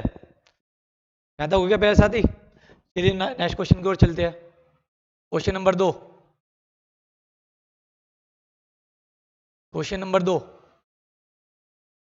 क्वेश्चन नंबर 2 दिया गया है, प्रतिवर्ष दुनिया भर में विश्व जनसंख्या दिवस कब मनाया गया है? प्रतिवर्ष दुनिया भर में विश्व जनसंख्या दिवस कब मनाया गया है? 11 जुलाई, 12 जुलाई, 21 जून या 22 मार्च? 11 जुलाई, 12 जुलाई, 21 जून या 22 मार्च? तो प्यारे साथी, प्रतिवर्ष दुनिया भर में जो विश्व जनसंख्या दिवस बनाया गया है, विश्व जनसंख्या दिवस, ये बनाया गया है प्यारे साथी 11 जुलाई को। कब बनाया गया है? 11 जुलाई को, 11 जुलाई को। यहाँ पर आपका ऑप्शन ए करेक्ट हो जाएगा। अब प्यारे साथी बात करते हैं ऑप्शन 3 की। ऑप्शन 3 में दिया गया है 21 जून। 21 जून को क्या बनाया जाता है? 21 जून को क्या बनाया जाता है? योग दिवस, अंतर्राष्ट्रीय योग दिवस, योग दिवस, इंटरनेशनल योग दिवस यानी कि अंतर्राष्ट्रीय योग दिवस। और 22 मार्च को, जो ऑप्शन 4 दिया गया है 22 मार्च, जो ऑप्शन 4 दिया गया 22 मार्च, इसमें क्या बनाया जाता है? विश्व जल दिवस। क्या बनाया जाता है प्यारे साथी? विश्व जल दिवस, विश्व जल दिवस। चलते हैं नेक्स्ट क्वेश्चन की ओर। Question number 3, question number 3, question number 3 है प्यारे साथी, क्वेश्चन नंबर 3 दिया गया है, हाल ही में सुशासन प्रथाओं पर राष्ट्रीय सम्मेलन कहाँ हुआ है? हाल ही में सुशासन प्रथाओं पर राष्ट्रीय सम्मेलन कहाँ हुआ है? पटना बिहार, रांची झारखंड, भुवनेश्वर उड़ीसा या प्रयागराज उत्तर प्रदेश? कहाँ पर हुआ है प्यारे साथी? कहाँ पर हुआ है राष्ट्रीय सम्मेलन? राष्ट्रीय सम्मेलन, राष्ट्रीय सम्मेलन, राष्ट्रीय सम्मेलन 2025 कहाँ पर हुआ है प्यारे साथी? ये हुआ है भुवनेश्वर। भुवनेश्वर, भुवनेश्वर कहाँ पे पड़ता है? उड़ीसा, ओडिशा। आप मुझे उड़ीसा के सीएम बताएंगे। सीएम, उड़ीसा के सीएम, मुख्यमंत्री कौन है? उड़ीसा के सीएम, उड़ीसा के सीएम है मोहन चरण मांझी। कौन है प्यारे साथी? मोहन चरण मांझी। कौन है प्यारे साथी उड़ीसा के सीएम? मोहन चरण मांझी। तो यहाँ पे आपका ऑप्शन 3 करेक्ट हो जाएगा, भुवनेश्वर। चलते हैं नेक्स्ट क्वेश्चन की ओर प्यारे साथी। नेक्स्ट क्वेश्चन क्या दिया गया है देख लेते हैं। Next question, question number 4। Question number 4 दिया गया है। क्वेश्चन नंबर 4 दिया गया है, भ्रष्टाचार धारणा सूचकांक 2024 में 180 देशों में से भारत को कौन सा स्थान मिला है? भ्रष्टाचार धारणा सूचकांक 2024 में 180 देशों में से भारत को कौन सा स्थान मिला है? 151 या 96, 118 या 99? कौन सा स्थान मिला है प्यारे साथी? भ्रष्टाचार धारणा सूचकांक, भ्रष्टाचार धारणा सूचकांक, धारणा सूचकांक 2025, धारणा सूचकांक 2025, भ्रष्टाचार धारणा सूचकांक 2025। भारत का स्थान क्या है प्यारे साथी? भारत का स्थान है 96। भारत का क्या स्थान है? 96। अच्छा, 2024 में क्या स्थान था भारत का? भ्रष्टाचार धारणा सूचकांक 2024 में भारत का स्थान, भारत का स्थान 2024 में, 2024 में कौन सा था? 85वां। भ्रष्टाचार धारणा सूचकांक में भारत का स्थान 2024 वाला लिखेंगे, बस सिर्फ यही याद रखेंगे हम, वर्तमान का याद रखेंगे। कौन सा स्थान है? 96वां। अब मुझे आप बताएंगे 151वां स्थान किसमें है भारत का? 151वां global gender gap index, global gender gap index,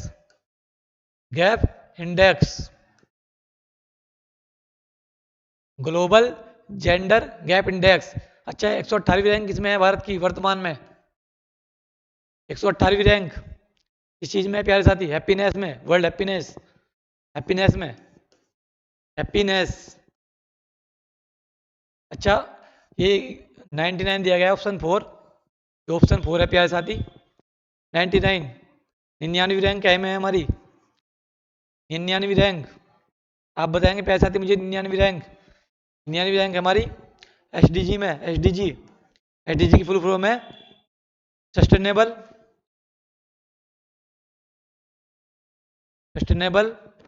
development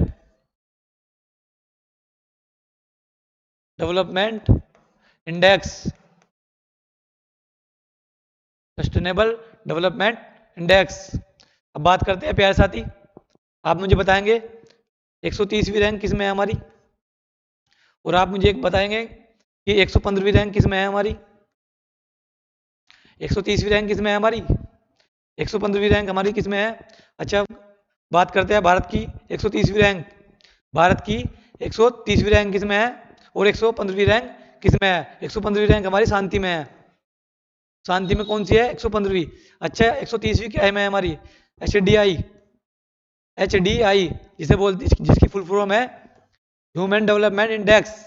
क्या है? ह्यूमन डेवलपमेंट इंडेक्स, जिसको हम हिंदी में बोलते हैं मानव विकास सूचकांक, मानव विकास सूचकांक। अच्छा, जो मानव विकास सूचकांक है, जो HDI है, इसके संस्थापक कौन है?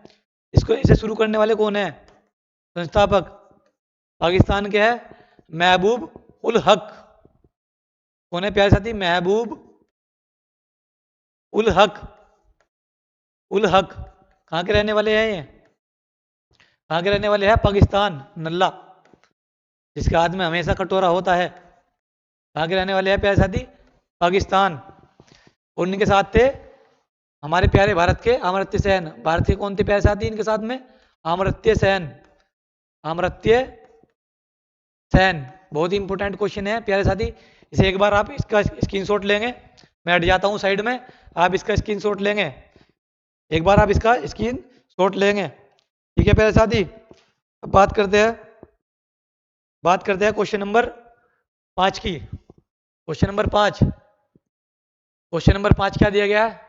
क्वेश्चन नंबर 5 दिया गया है प्यारे साथी, चर्चा में रही गांडीव मिसाइल की कौन सी विशेषता है? चर्चा में रही गांडीव मिसाइल की कौन सी विशेषता है? ये कैसी मिसाइल है? हवा से हवा में मार करने वाली, पृथ्वी से हवा में मार करने वाली, या फिर हवा से पृथ्वी में मार करने वाली, या इनमें से कोई नहीं। तो चर्चा में रही गांडीव मिसाइल का कौन की विशेषता कौन सी है? तो प्यारे साथी यह है हवा से हवा में मार करने वाली मिसाइल है। कौन सी है प्यारे साथी? हवा से हवा में मार करने वाली मिसाइल है। तो इसका ऑप्शन ए करेक्ट हो जाएगा। यह BVRAAM है, ये BVRAAM beyond visual range air to air missile. कौन सी है प्यारे साथी? कौन सी है? BVRAAM beyond visual range air to air missile. चलते हैं नेक्स्ट क्वेश्चन की ओर। क्वेश्चन नंबर 6 दिया गया है प्यारे साथी। हाल ही में 72वें मिस वर्ल्ड का खिताब कहाँ हुआ है? हाल ही में 72वें, ये टाइपिंग मिस्टेक है प्यारे साथी, 72वें मिस वर्ल्ड का खिताब कहाँ हुआ है? हैदराबाद, अहमदाबाद, भोपाल या गोवा? हैदराबाद, अहमदाबाद, भोपाल या गोवा? तो प्यारे साथी ये कहाँ हुआ है? ये हुआ है हैदराबाद में। अच्छा, जो 2025 में मिस वर्ल्ड बनी है, मिस वर्ल्ड 2025, वो कौन बनी है? ये बनी है ओपल सुजाता। ओपल सुजाता। और ये कहाँ पर हुआ था? ये हुआ था हैदराबाद में। हैदराबाद कहाँ पर पड़ता है? तेलंगाना। हैदराबाद तेलंगाना में हुआ। अब आप मुझे बताएंगे कि ये जो ओपल सुजाता है, जिन्होंने हाल ही में मिस वर्ल्ड का 2025 का खिताब जीता है, ये कहाँ की रहने वाली है? कहाँ की है? यह थाईलैंड। कहाँ की है प्यारे साथी? यह है थाईलैंड की। चलते हैं नेक्स्ट क्वेश्चन की ओर। नेक्स्ट क्वेश्चन नंबर 7 बताएंगे आप मुझे। क्वेश्चन नंबर 7 है, एक बार आप पढ़ो, इतना मैं पानी पीता हूं थोड़ा सा। क्वेश्चन नंबर 7 पढ़िए आप। क्वेश्चन नंबर 7 दिया है, हाल ही में राष्ट्रीय प्रशासन दिवस 2025 कब मनाया गया है? हाल ही में राष्ट्रीय प्रशासन दिवस 2025 कब मनाया गया है? 22 जुलाई, 21 जुलाई, 23 जुलाई या 20 जुलाई? आप कब बनाया गया है? आप बताएंगे मुझे। हाल ही में प्रशासन दिवस 2025 कब बनाया गया है? 20 जुलाई, 22 जुलाई, 21 जुलाई या 23 जुलाई? तो प्यारे साथी इसका राइट आंसर होगा 23 जुलाई, जो आपके ऑप्शन नंबर डी में दिया गया है, 23 जुलाई। प्यारे साथी बात करते हैं राष्ट्रीय प्रशासन दिवस की। राष्ट्रीय प्रशासन दिवस 2025, राष्ट्रीय प्रशासन दिवस 2025 कब बनाया गया है? ये बनाया गया है 23 जुलाई को। 23 जुलाई। चलते हैं नेक्स्ट क्वेश्चन की ओर। क्वेश्चन नंबर 8 क्या दिया गया है? क्वेश्चन नंबर 8 दिया गया है, हाल ही में ओलंपिक और पैरालंपिक में स्वर्ण पदक जीतने वालों को 7 करोड़ रुपए का नगद पुरस्कार देने की घोषणा किसने की है? हाल ही में ओलंपिक और पैरालंपिक में स्वर्ण पदक जीतने वालों को 7 करोड़ रुपए का नगद पुरस्कार देने की घोषणा किसने की है? चंडीगढ़, लद्दाख, जम्मू कश्मीर या दिल्ली? चंडीगढ़, लद्दाख, जम्मू कश्मीर या दिल्ली? तो प्यारे साथी नगद पुरस्कार दिया जाएगा इसमें। तो इसमें बात करते हैं, यहाँ पे ऑप्शन नंबर 5 दिया गया है आपका दिल्ली, जो डी में दिया गया है, नई दिल्ली। क्या है प्यारे साथी? नई दिल्ली। अब आप बताएंगे मुझे नई दिल्ली की सीएम कौन है? नई दिल्ली की सीएम कौन है प्यारे साथी? रेखा गुप्ता, ये महिला मुख्यमंत्री है दिल्ली की। अब आप मुझे बताएंगे कौन से नंबर की है? कौन से नंबर की है प्यारे साथी? ये 4th नंबर की है। अब आपसे ये पूछेगा कि रेखा गुप्ता महिला मुख्यमंत्री है दिल्ली की, ये 4थे नंबर की है, तो पहली कौन सी है? अब आप बात करते हैं, पहली कौन सी है दिल्ली की प्रथम मुख्यमंत्री? सुषमा स्वराज।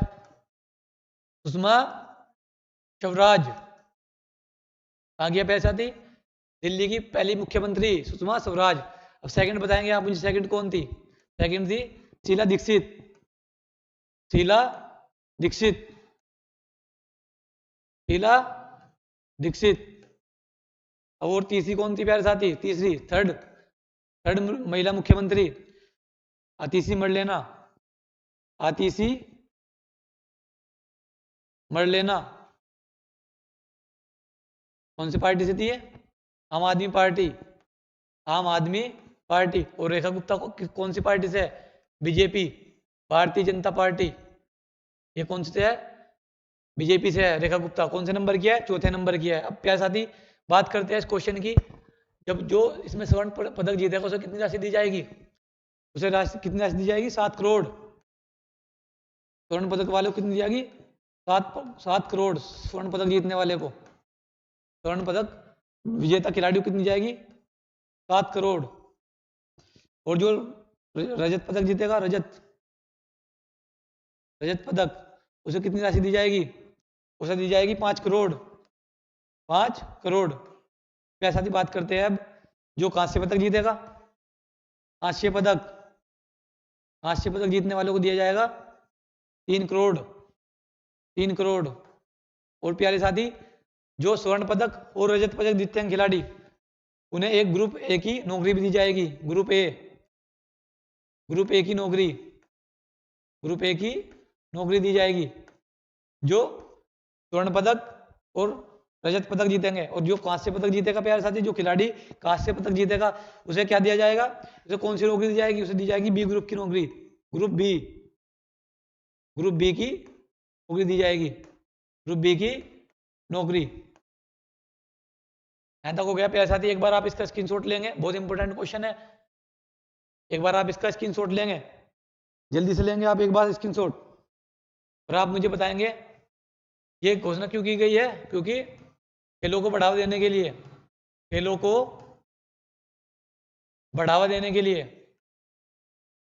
बढ़ावा देने के लिए, खेलों को बढ़ावा देने के लिए,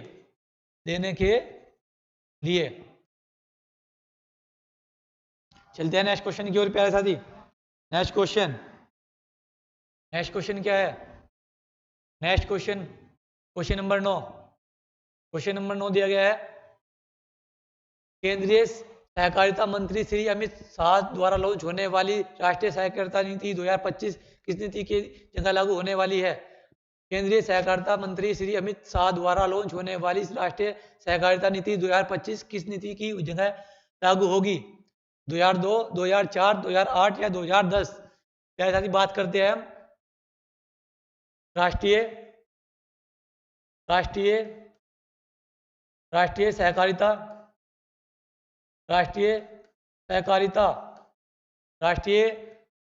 नीति 2025। राष्ट्रीय सहकारिता नीति 2025 ये किसके द्वारा लॉन्च की गई है? अमित शाह जी के द्वारा ये लॉन्च की गई है। और ये किसका स्थान लेगी? ये 2002 का स्थान लेगी। जो 2002 में राष्ट्रीय सहकारिता नीति आई थी उसका स्थान लेगी। कौन सी नीति का? 2002 सहकारिता, राष्ट्रीय सहकारिता नीति, राष्ट्रीय सहकारिता नीति का ये स्थान लेगी। यहां तक हो गया प्यारे साथी? यहां तक हो गया है। आगे चलते हैं क्वेश्चन नंबर 10। क्वेश्चन नंबर 10 दिया गया है प्यारे साथी, हाल ही में इटली में आयोजित FISM 2025 में जादूगरों, ये टाइपिंग मिस्टेक हुई है, जादूगरों का उसका जीतने वाली पहली भारतीय कौन बनी है?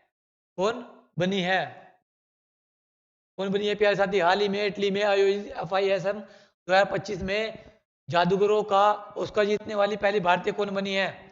बानू मुश्ताक, आस्था पुनिया, सुहानी शाह या सुजाता श्री? कौन बनी है प्यारे साथी? आप मुझे बताएंगे। बानू मुश्ताक, आस्था पुनिया, सुहानी शाह या सुजाता श्री? कौन बनी है प्यारे साथी? सुहानी शाह। कौन बनी है? जादूगर जादूगर, ओस्कर, ओस्कर, जीतने वाली, जीतने वाली पहली भारतीय, पहली भारतीय। प्यारे साथी, ये क्वेश्चन अपने आप में इम्पोर्टेंट हो जाता है क्योंकि ये ऐसा करने वाली पहली भारतीय है जिसने जादूगर में ऑस्कर अवार्ड जीता है। तो यहाँ पर आपका ऑप्शन सी करेक्ट हो जाएगा, ऑप्शन सी। चलते हैं नेक्स्ट क्वेश्चन की ओर। क्वेश्चन नंबर 11, क्वेश्चन नंबर 11 दिया गया है प्यारे साथी। क्वेश्चन नंबर 11, क्वेश्चन नंबर 11 दिया है, हाल ही में भारत के 44वें यूनेस्को विरासत स्थल के रूप में किसे शामिल किया गया है? हाल ही में भारत के 44वें यूनेस्को विरासत स्थल में के रूप में किसे शामिल किया गया है? होयसल मंदिर, शांति निकेतन, मराठा सैनिक परिदृश्य या अहोम राजवंश, या अहोम राजवंश। तो किसे शामिल किया गया है? भारत के 44वें यूनेस्को विरासत स्थल में किसे शामिल किया गया है? वह क्या गया है? मराठा सैन्य परिदृश्य, मराठा सैन्य परिदृश्य। अच्छा, इसमें कितने किले हैं? इसमें कितने किले हैं प्यारे साथी? इसमें किले हैं 12, 12 किले, 12 किले। इसमें 11 किले महाराष्ट्र में है। 11 किले कहाँ पर है? महाराष्ट्र, महाराष्ट्र। हालांकि मैं आपको पिछली क्लास में करा चुका हूँ ये क्वेश्चन पूरी डिटेल में, लेकिन ये रिवीजन के तौर पे मैं दोबारा से आपको बता देता हूँ। इसमें महाराष्ट्र में 11 किले हैं और एक किला है तमिलनाडु में। एक कहाँ पे है प्यारे साथी? तमिलनाडु। अच्छा, वो कौन सा किला है? मैंने आपको पहले क्लास में कराया है, इससे पहले क्लास में कराया है मैंने आपको। जो एक किला है जो तमिलनाडु में है उसका नाम क्या है? जिंजी किला, जिंजी, जिंजी किला। यहाँ से क्वेश्चन पूछने की पूरी पूरी संभावना है प्यारे साथी, तो आप इसको एक बार ध्यान से पढ़कर जाएंगे। चलते हैं नेक्स्ट क्वेश्चन की ओर। क्वेश्चन नंबर 12, क्वेश्चन नंबर 12 दिया गया है, हाल ही में राष्ट्रपति द्रौपदी मुर्मू ने किसे राज्यसभा के लिए नामित किया है? हाल ही में राष्ट्रपति द्रौपदी मुर्मू ने किसे राज्यसभा के लिए नामित किया है? उज्जवल देवराव, सी सदानंदन, हर्षवर्धन श्रृंखला, हर्षवर्धन श्रृंखला या उपरोक्त सभी? उज्जवल देवराव, सी सदानंदन, हर्षवर्धन श्रृंखला या उपरोक्त सभी। हाल ही में राष्ट्रपति द्रौपदी मुर्मू ने किसे राज्यसभा के लिए नामित किया है? किसे किया है प्यारे साथी? उपरोक्त सभी। राष्ट्रपति द्रौपदी मुर्मू जी ने अभी 4 सदस्य चुने हैं जो राज्यसभा के लिए नॉमिनेट किए जाएंगे। कौन कौन से है? उज्जवल देवराव, सी सदानंदन, हर्षवर्धन श्रृंखला और एक है डॉक्टर मीनाक्षी, डॉक्टर मीनाक्षी। चौथी कौन सी है प्यारे साथी? Doctor Meenakshi, doctor Meenakshi. चलते हैं नेक्स्ट क्वेश्चन की ओर। Question number 13, question number 13, question number 13 दिया गया है प्यारे साथी, हाल ही में पहली बार आईसीसी पुरुष T20 विश्व कप के लिए किसने क्वालिफाई किया है? हाल ही में पहली बार आईसीसी पुरुष T20 विश्व कप के लिए क्वालिफाई किया है। इटली, नेपाल, बांग्लादेश या अमेरिका? इटली, नेपाल, बांग्लादेश या अमेरिका? तो प्यारे साथी इसका राइट आंसर होगा ऑप्शन नंबर ए। ये भी आपका रिवीजन क्वेश्चन है, ये भी आपको मैं पहले क्लास में करा चुका है, ये भी मैं आपको पहली क्लास में करा चुका हूं। तो यहाँ पे आपका ऑप्शन ए करेक्ट हो जाएगा, इटली। चलते हैं नेक्स्ट क्वेश्चन की ओर। Question number 14, question number 14, question number 14 दिया गया है प्यारे साथी, सौर ऊर्जा से पूरी तरह से संचालित होने वाली देश की पहली विधानसभा कौन सी होगी? सौर ऊर्जा से पूरी तरह संचालित होने वाली देश की पहली विधानसभा कौन सी होगी? नई दिल्ली, बम्बई, कलकत्ता या पुणे? नई दिल्ली, बम्बई, कलकत्ता या पुणे? तो प्यारे साथी, सौर ऊर्जा से पूरी तरह से संचालित होने वाली देश की पहली विधानसभा होगी नई दिल्ली। कौन सी होगी प्यारे साथी? नई दिल्ली। तो यहाँ पर आपका ऑप्शन नंबर ए करेक्ट हो जाएगा, नई दिल्ली। चलते हैं नेक्स्ट क्वेश्चन की ओर। Question number 15, question number 15। और प्यारे साथी, मैं आपको इतनी मेहनत करके पीपीटी तैयार करता हूँ आपके लिए, इतनी अच्छी क्लास तैयार करता हूँ, तो आपका भी फर्ज बनता है मेरी क्लास को लाइक करने के लिए और चैनल को सब्सक्राइब करने के लिए। चैनल का नाम तो आपको पता ही होगा, टारगेट, टारगेट विद करियर। क्या है प्यारे साथी? Target with career, target with career.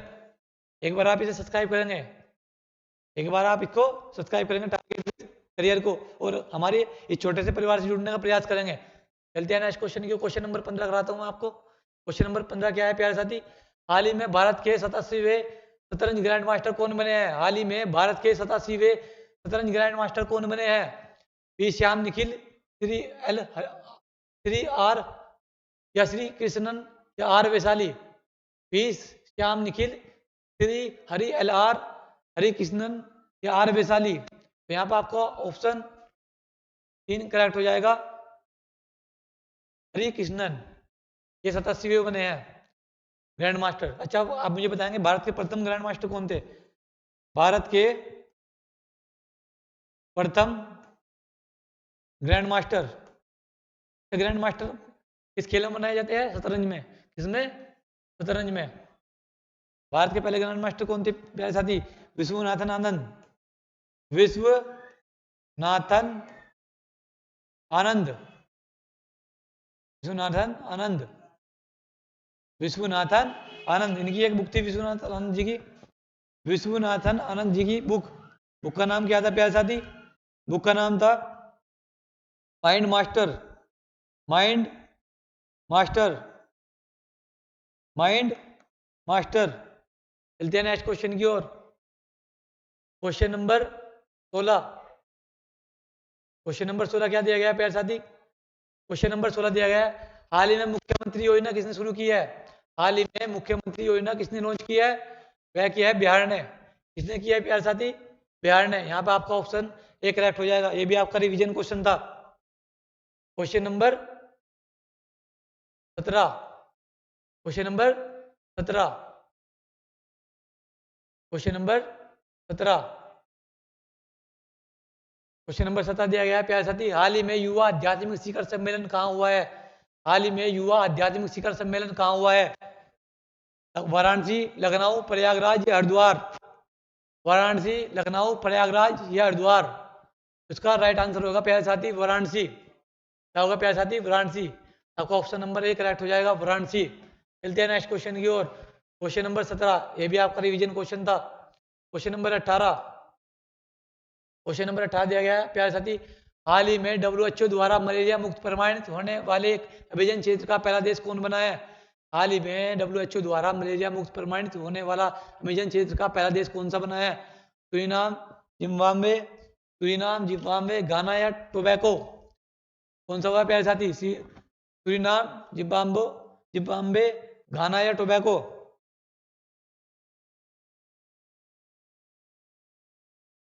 तो यहाँ पे आपका ऑप्शन 1 करेक्ट हो जाएगा, सूरीनाम। क्या हो जाएगा प्यारे साथी? सूरीनाम। ऑप्शन नंबर ए आपका सही हो जाएगा, सूरीनाम। चलते हैं नेक्स्ट क्वेश्चन की ओर। Next question. नेक्स्ट क्वेश्चन, हाल ही में किस देश में भारतीय सेना ने INS मतलब इंडियन नेवल शिप तमाल को कमीशन किया है? रूस, ईरान, इजराइल या गाजा? हाल ही में किस देश में भारतीय सेना ने INS तमाल को कमीशन किया है? रूस, ईरान, इजराइल या गाजा? तो प्यारे साथी इसका राइट आंसर हो जाएगा रूस। राइट आंसर हो जाएगा रूस। चलते हैं नेक्स्ट क्वेश्चन की ओर। क्वेश्चन नंबर 20, ये भी आपका रिवीजन क्वेश्चन है, हाल ही में आसियान भारत क्रूज वार्ता कहाँ आयोजित हुई है? हाल ही में आसियान भारत क्रूज वार्ता कहाँ आयोजित हुई है? चेन्नई, तमिलनाडु, तेलंगाना या केरल? चेन्नई, तमिलनाडु, तेलंगाना या केरल? इसका आंसर आप मुझे दोगे क्योंकि मैंने आपको पहले क्लास में करवा चुका हूँ। इसका आंसर आप देंगे मुझे कमेंट बॉक्स में। चलते हैं नेक्स्ट क्वेश्चन की ओर। Question number 21। क्वेश्चन नंबर 21, हाल ही में अंतर्राष्ट्रीय चंद्र दिवस 2025 कब मनाया गया है? हाल ही में अंतर्राष्ट्रीय चंद्र दिवस 2025 कब मनाया गया है? 17 जुलाई, 20 जुलाई, 23 दिसंबर या 24 सितंबर? 17 जुलाई, 20 जुलाई, 23 दिसंबर या 24 सितंबर? तो हाल ही में अंतर्राष्ट्रीय चंद्र दिवस कब मनाया गया है प्यारे साथी? ये बनाया गया आपका 20 जुलाई। यहाँ पर आपका ऑप्शन नंबर 2 करेक्ट हो जाएगा, 20 जुलाई। चलते हैं नेक्स्ट क्वेश्चन की ओर। नेक्स्ट क्वेश्चन दिया गया है प्यारे साथी, नेक्स्ट क्वेश्चन क्या दिया गया है प्यारे साथी?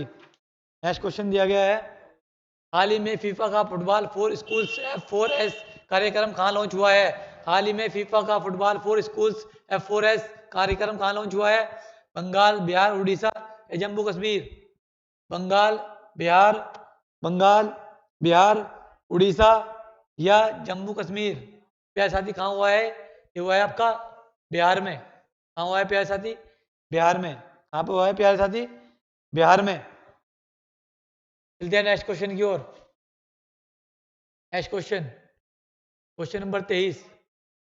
प्यारे साथियों, आज इतने ही क्वेश्चन थे। उम्मीद करता हूँ आपको क्लास बहुत अच्छी लगी होगी, बहुत शानदार लगी होगी। अगर आपको क्लास अच्छी लगी है तो लाइक जरूर करें और कमेंट भी करें, और कमेंट करके ये बताएं कि आपको क्लास अच्छी लगी है या कैसी लगी है। तो नमस्कार प्यारे साथियों, जय हिंद, जय भारत, धन्यवाद।